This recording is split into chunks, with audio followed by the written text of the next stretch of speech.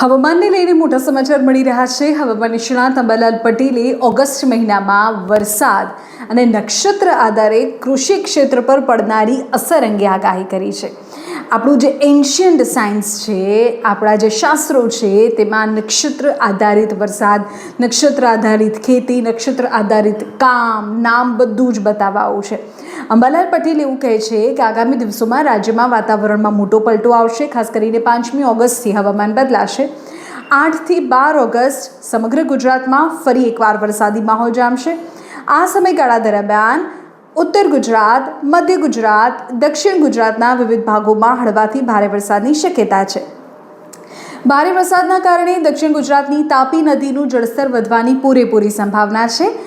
નક્ષત્ર આધારિત પણ તેમણે આગાહી કરી છે અને ખેડૂતો માટે અંબાલાલ પટેલે ખાસ સલાહ પણ આપી છે।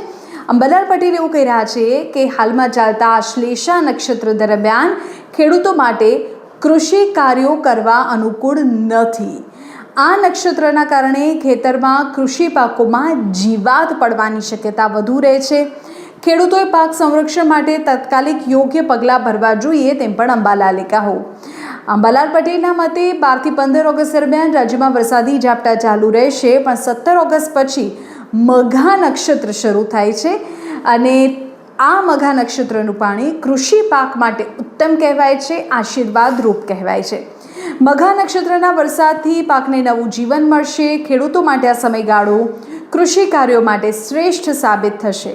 આમ ઓગસ્ટ મહિનામાં નક્ષત્રના યોગ અને વરસાદની સ્થિતિ ખેડૂતો માટે અત્યંત મહત્વની બની રહેશે તેવું અંબાલાલ પટેલનું કહેવું છે।